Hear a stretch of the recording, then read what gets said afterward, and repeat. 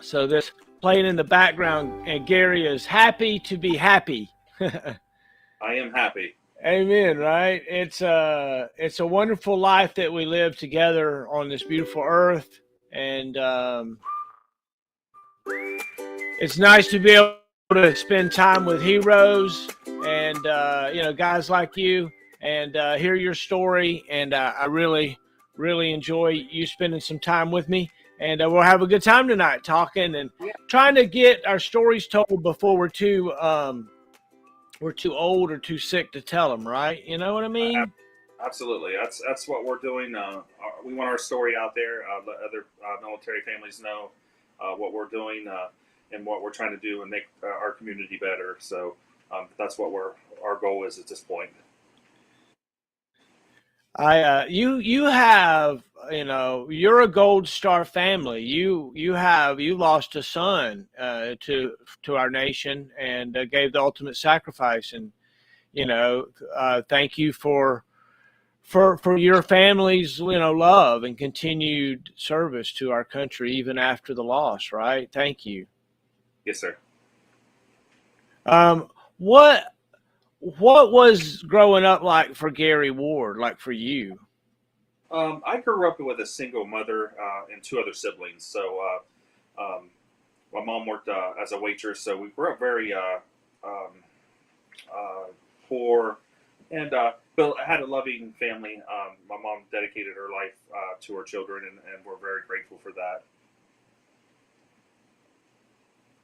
It's we were talking earlier today about fatherless homes and the tough things that happen when a dad isn't around.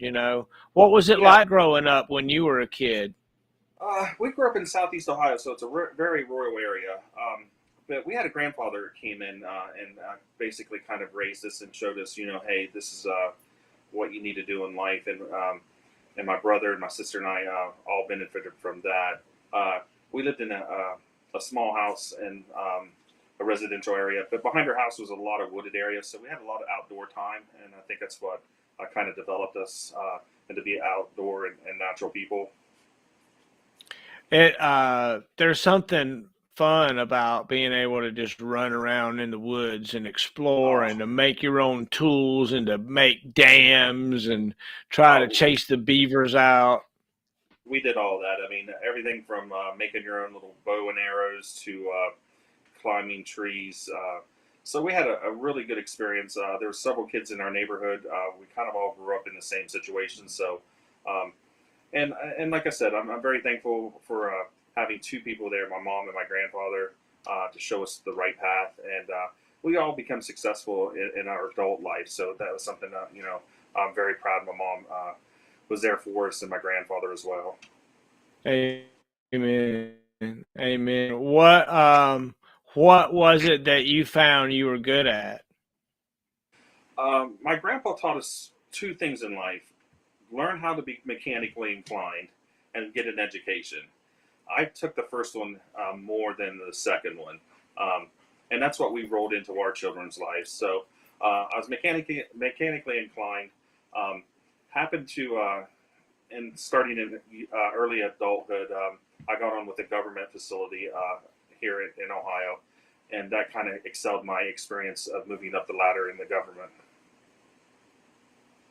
And so I believe that getting a government job is an immediate ticket to the middle class, right? You Oh, immediately, any kind of government job, you get benefits, you get health care, you get a safety net. They can't hardly fire you once they hire you. yeah, Uh, the safety net was a big thing. I could. There's a lot of plants in the area I could have went to and perhaps made more money, but I was really with the security and the safety net of having a government position. And I worked there, retired there, and haven't looked back. I mean, I very thankful for them giving me an opportunity to be able to support my family. oh, wow. So what did you do? What was your job?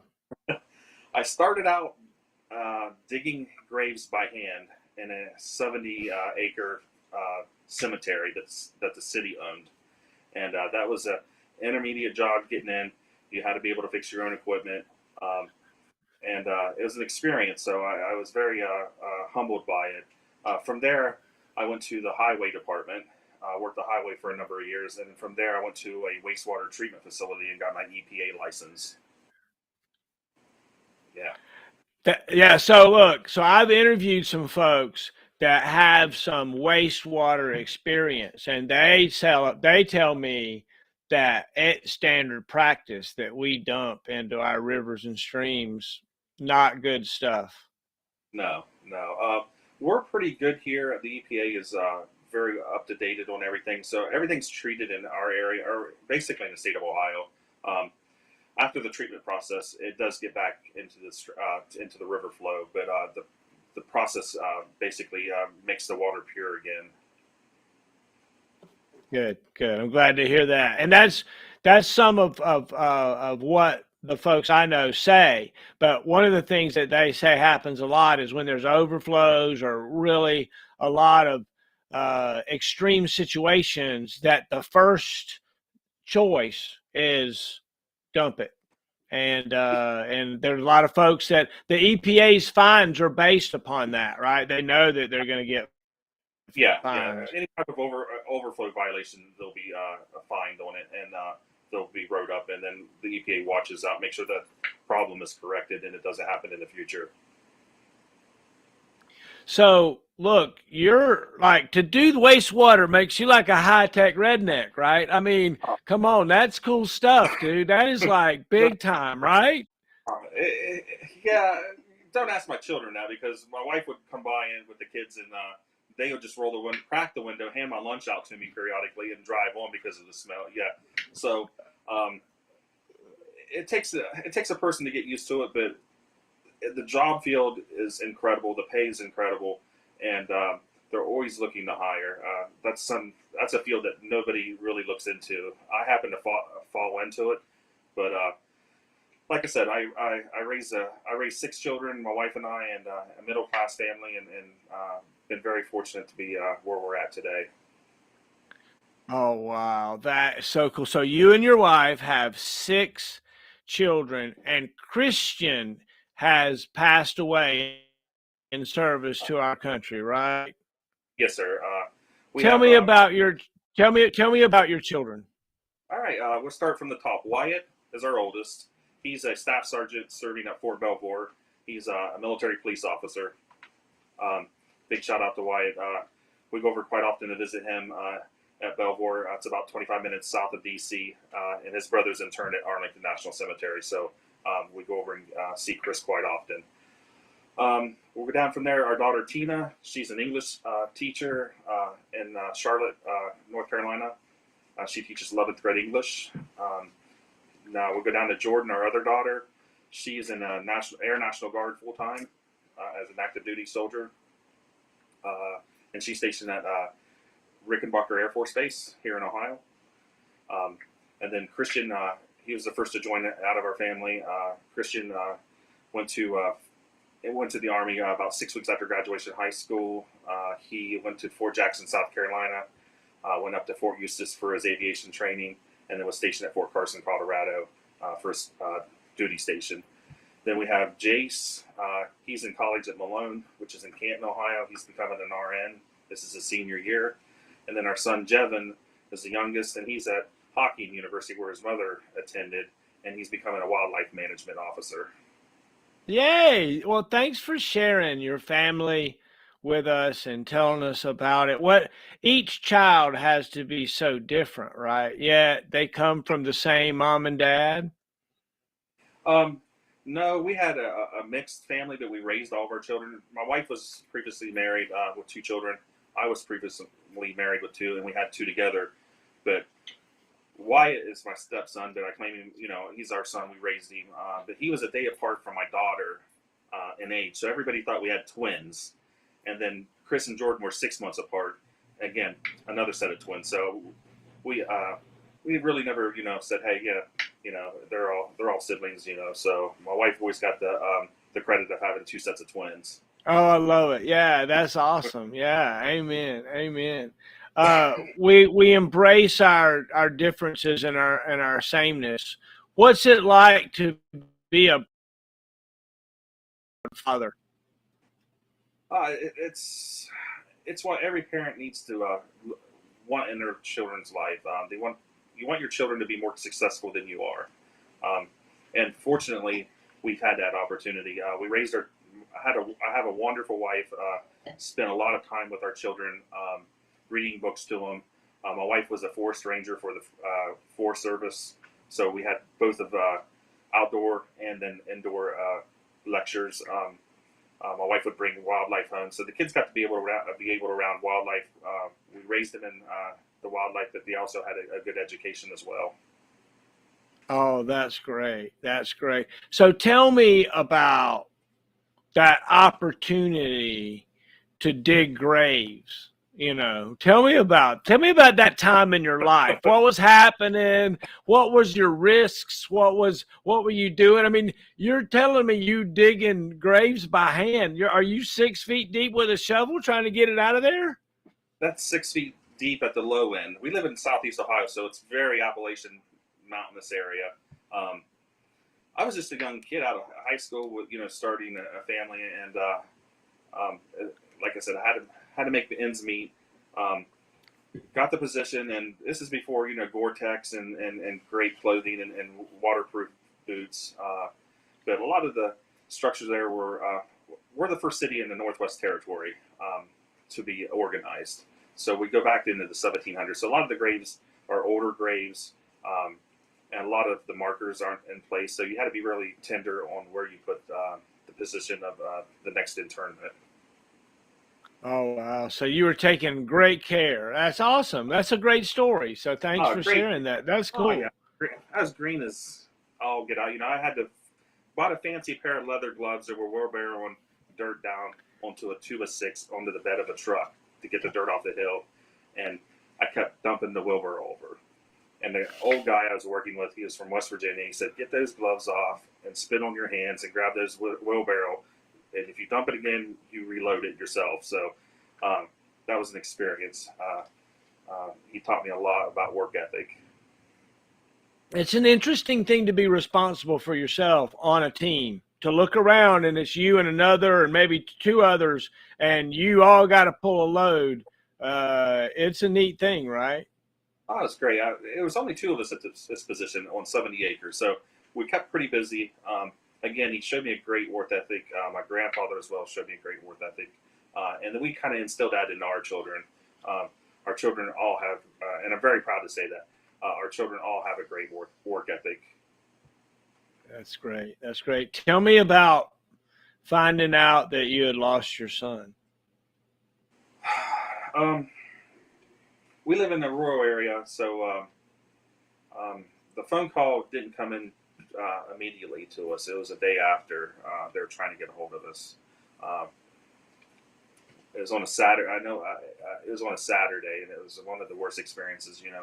Chris just got back from deployment, and our son was killed in an accident on base at Fort Carson.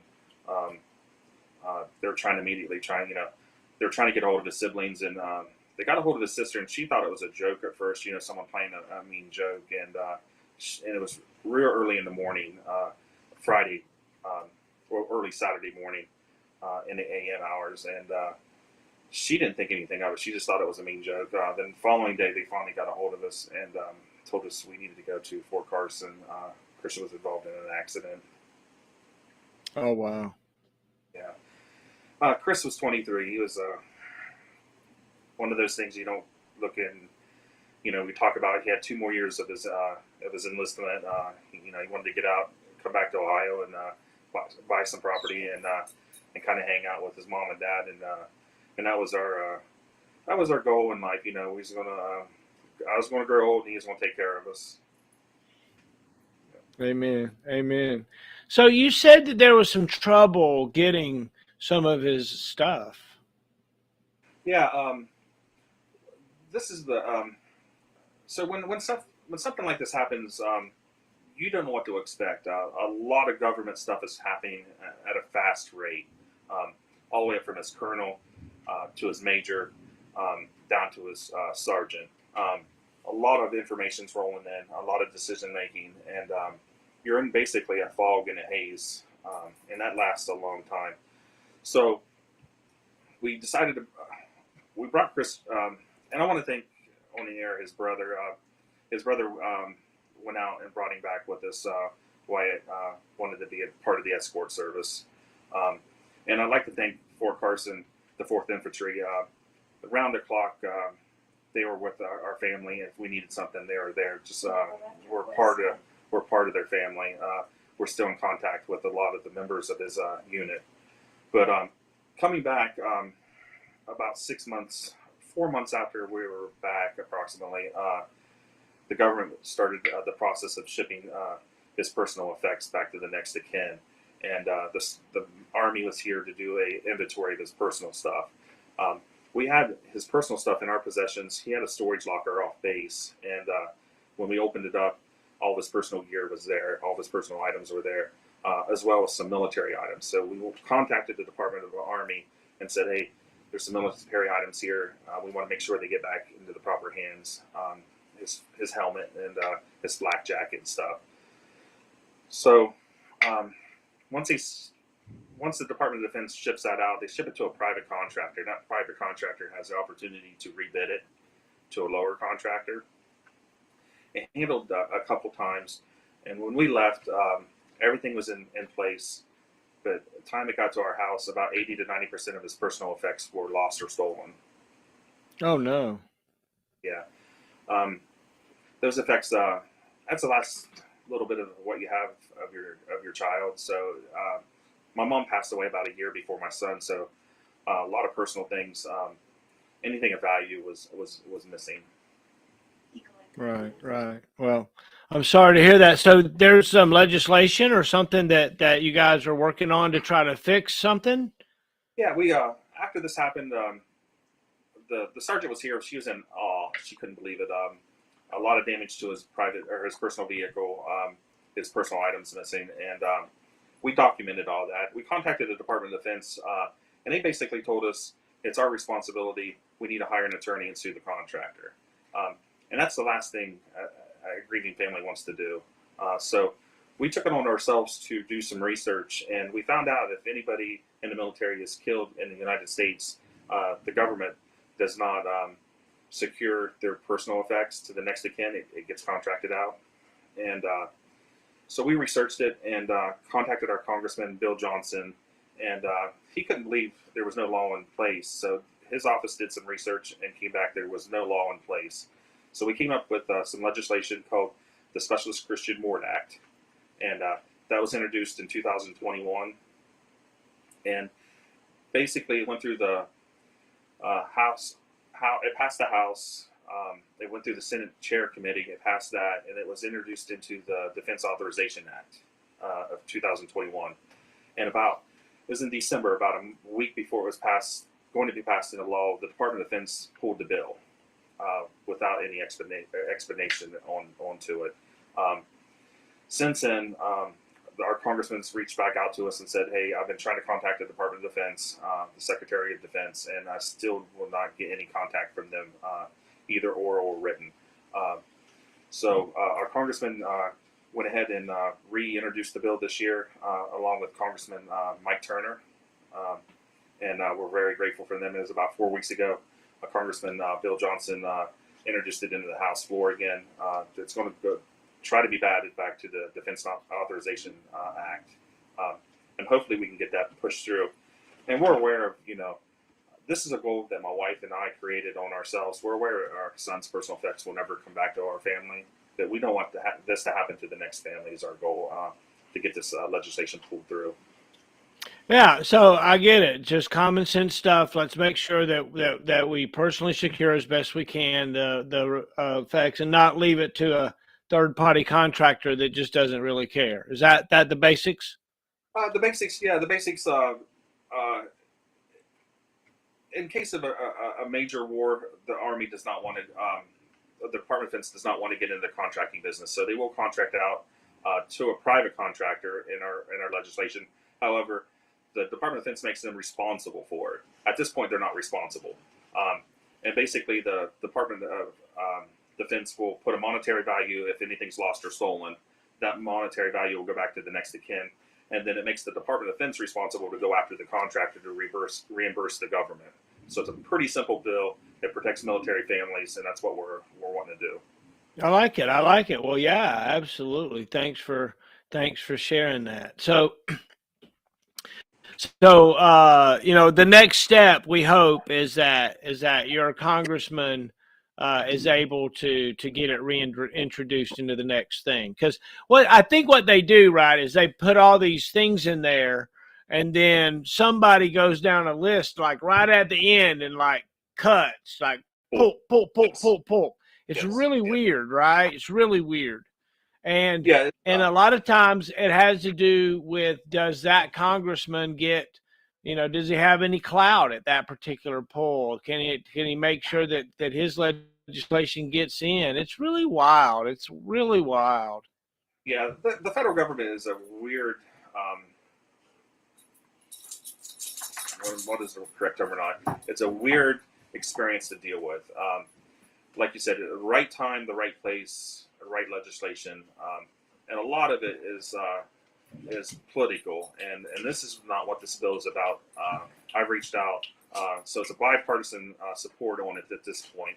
So that is our goal, to get more legislation into this from the senators as well as congressmen. So are you one that is adventurous, or are you more like relaxed and laid back and leave me alone? I'm more adventurous, especially with dealing with military families. Um, my wife and I do a lot for military families since our son passed. We have a foundation set up for students going in the military. We have a scholarship program for students in 3 states right now. So we're wanting to become a national organization. We're a 501c3. Um, but our main goal, I had 2 goals that we wanted to focus on. Our first goal was the legislation for the military families if they lose a loved one. Um, that is in the House, but like I said, it's in the House right now. Hopefully, it will be made into law this year. Um, and then our second goal was to become a nonprofit 501c3, and with that, we give out scholarships out to students entering the military. And basically, they go on our website, fill out the application, and we have it's a 400 word essay. Why are you enlisting in the military? Why is our country great? And why is so little students at this point entering the military? So we want to get a full focus and view on their points and why they're entering the military. And we've been very successful with that. We gave out 4 scholarships this year, 1 in West Virginia, 3 in Ohio. Next year we'll go into North Carolina. And it's just a small way to get back to people that's going in the military and giving us our freedoms. Amen. Thanks for wow. That's awesome. It's neat to be able to give uh, gifts like that to folks that are deserving. And Yeah, yeah. The one student called us prior to receiving the scholarship. He's a Boy Scout working on his Eagle Scout project, and he did the battle cross at our Gold Star. Took him a year and a half to raise the funds himself. Beautiful ceremony, beautiful monument. Uh, and he called us and said, "Hey, I really appreciate this scholarship that you gave me. I worked a year and a half on this. I wasn't able to work, and I did have no money in my pocket. This is going to help me and my family out immensely." And something like that is what it's all about. amen. Amen. Do me a favor and brag on your wife a little bit.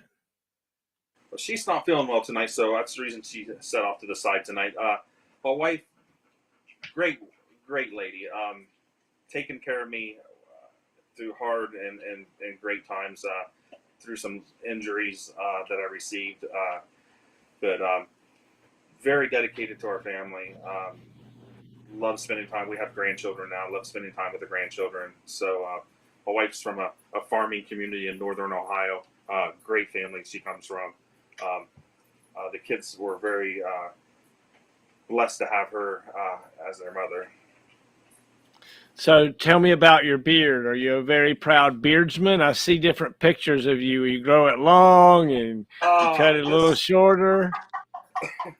well, wait, 6 kids Somebody's and giggling. Somebody's giggling back there. 6 kids and stress. This is what happened to my hair. And my wife got me a new razor to shave my head with. It's an electric razor, and it had these new detachments with it. And we're going to Memorial Day. We're going to the Columbus at the state capitol to honor the fallen and present the flag or the wreath at the Capitol. And afterwards, we were invited to go to the governor's mansion to have lunch. So my kids were all like, my beard was pretty long and scraggly. So they said, "Dad, you need to trim it up. You know, you look pretty rough." And I said, "No, I'm not going to cut it. You know, it's been growing for almost 3 years." And so I got this attachment out, and I got the biggest attachment was on it, and I thought, oh, I'll just trim it a little bit up and get some of the scragglies away, you know. And I went down through the center, and it shaved it down to this point. So I'm very disappointed in that product. That's why your beautiful wife is over there giggling away. Everybody, what happened to your beard? You know, it was at the point where I could almost braid it, and it was like, it was a goal of mine. Now, you know, I'm back in the 3-year process of trying to get it grown. It's hilarious. Oh my gosh. Oh, I love it. I love it. I love it. I mean, Oh, Christmas time, my wife's big in holidays, you know, Easter, Christmas, and, you know, they're wanting to put, you know, the little bulbs on it and light it up, you know, and now I'm down to a respectable edge, you know, it's a 1/4 inch, so it'll get back out there eventually. your wife's giggle just gets me. Oh, So so tell me about how you met your wife. all right. Our daughter, was invited to a birthday party at McDonald's. I did not want to take her, and she was 3 years old, and I said nah. And then she started kind of crying a little bit in the back seat. And I said okay. So we go into McDonald's when they used to have the parties there, and it was very crowded. Not enough seating, so I gave my seat to my now wife Carla, just as a gentleman at the time, and asked her for her phone number, and happened to find out she had 2 children the same age as mine. She just moved here from California, from the Forest Service, and into the area. So, and we've been together for 23 years now. I love it, right? Sharing Big Macs together. Sharon Big, she does not eat fast food, but I do. I mean, you can tell. You know, my standards aren't high on food wise, but yeah, it's been a roller coaster. I mean, good time, and this is the thing with young marriages. There's good times, but there's more bad times in a marriage. But you have to stick it out and get through it. And we've been blessed. There's been some hardships in our family, but 23 years, and we're still enjoying each other's company. Tell me about you know your dad or the lack of dad or where was dad at? Dad was never in the picture all the way through until I was in my mid-20s, and had a short personal time with him, and then some things fell through, and it's been several years since we spoke.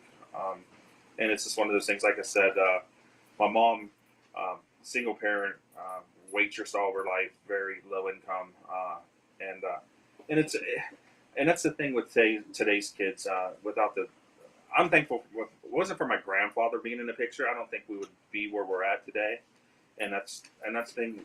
I think that's the thing. What's wrong with today's youth is the lack of parenting or fathers in the picture. You see that quite often, and it's very common now. And I think that's where the issue falls into place. Amen. Amen. What kind of, like, if you could give yourself some advice from when you were 17, you know, can you think back on that time and say, man, I should have done this or do this better? Or 17, I probably should have slowed down a little bit and took advantage of some education I could have received. I was kind of wanting to get out and become an adult too quickly. Again, work ethic and a good skill in labor is great. but that education always comes into play somewhere in your life. But beside your awesome beer trimming, what other hobbies do you have? Um, we just bought some property. We bought 40 acre farm, so we're getting ready to move on that here in the next couple weeks. So yeah, we're What? yeah. My wife is from the dairy industry. Her family is, and thought we'd never get back into that. And a midlife crisis, and I thought I'm gonna buy me some property. They don't make American ground anymore, and then we're gonna have the American dream. So we bought enough property that way if the kids decide to go out of the military and come back home, they can have a place for themselves. Amen. Amen. If you'll give me back 100, like a 200 foot, I can pull my single wide up there if you don't mind. Ah, Right on the pull it up edge, there. we'll dig us a well. Uh, I won't hey, bother nobody much. we got a couple ponds on the place. I hunt and fish. It's a great place. Love it. Like I said, we have a house in town we're getting ready to put up for sale and move out there full time. Uh, it's been a blessing to be able to do that.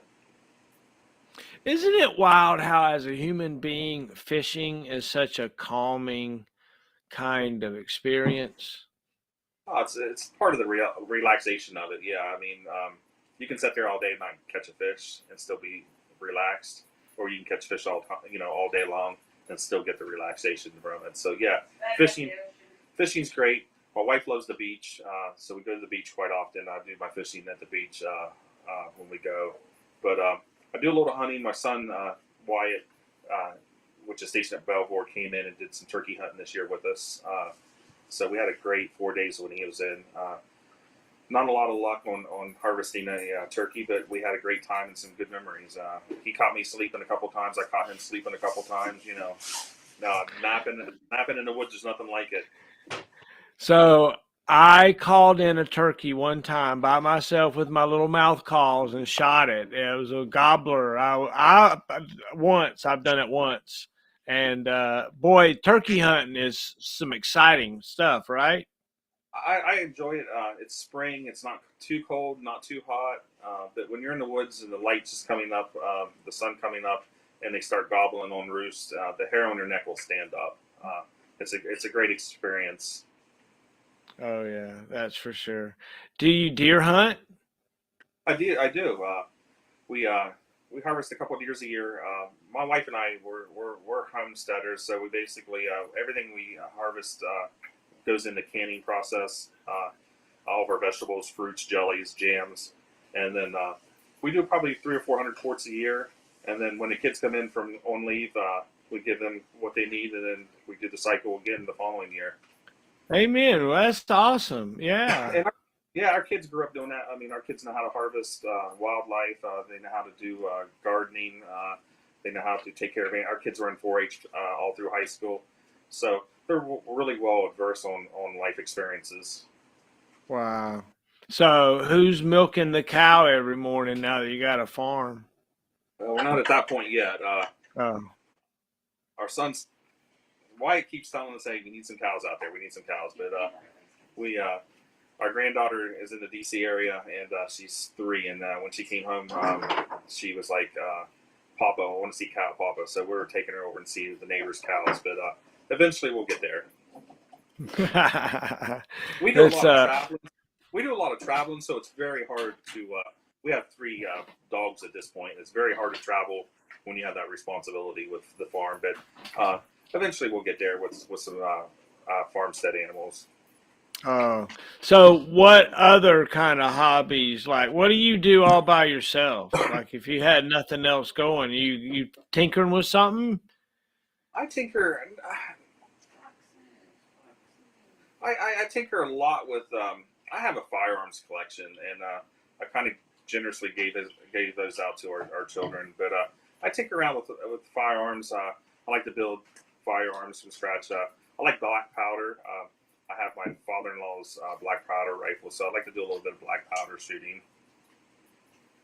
That's cool, right? When Uh, you dump some powder in there and you're like, maybe a little more. a little more, a little more. That's my father-in-law. A little more. Yeah. But his is a flintlock, so it's really traditional. I make my own round balls, so it's very. I make my own patches, so it's pretty cool to go, take that firearm out and shoot it and experience what they did 250 years ago. Oh yeah, wow, yeah. A lot So of fun. do you think that like if your life was to been like somehow different, what is there like? Did you want to be Superman or Batman? Or, what would your alter ego have done instead of being the government sanitation smart guy working in a place that nobody wants to work kind of thing? I don't think I'd have done Batman. I'd probably been Aquaman. I mean, the hair, you got to do the hair. Ah, that's cool. I never really thought about Aquaman's hair. He did have that blonde thing going, didn't he? Oh, I know. I admire it. I mean, coming from I had hair when I got married into where I'm at now. It's just once it starts receding, you might as well just shave it the rest of the way off. So that's something I guess I would deal with. I don't know. I need a haircut, but I don't guess I have much of a receding hairline. If I did, I guess I'd shave it. The thing I like about hair, or I want about hair, is to not have to worry about it. That's what I wish. I wish I didn't have to worry about hair. Yeah, But and I don't worry about mine at this point, but it does get a little edgy sometimes. So take the razor and go over it. But our kids are thankfully they all got full sets of hair from their mom. I mean they got wonderful hairlines, so they haven't. Probably the next generation will fall into the receding part on my side, but it is all good. oh my gosh, who were some of your mentors? I liked history, so Thomas Jefferson, George Washington. I liked early history, so that was some of the stuff that I was into, and I'm still into some of the history. I like the Civil War period. Gettysburg, do that experience. So I'm really drawn to history. My wife is drawn to the beach, so we're totally opposite on that. It's the history of the sand. Oh, yeah.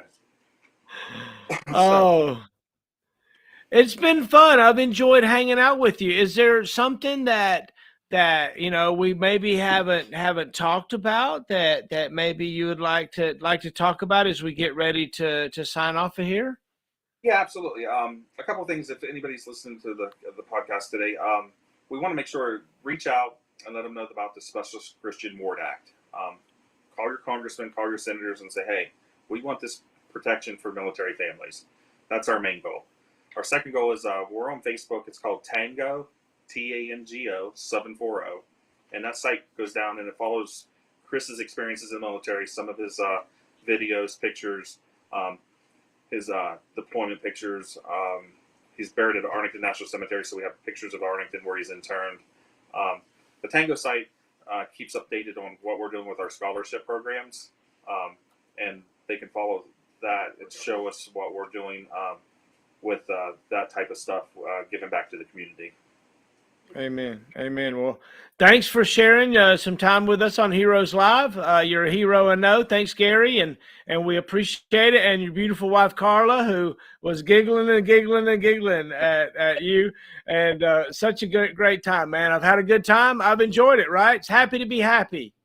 Hey, thank you so much for the opportunity. We were very grateful for you letting us come on today. Amen. Good night, everybody. Thank you, brother.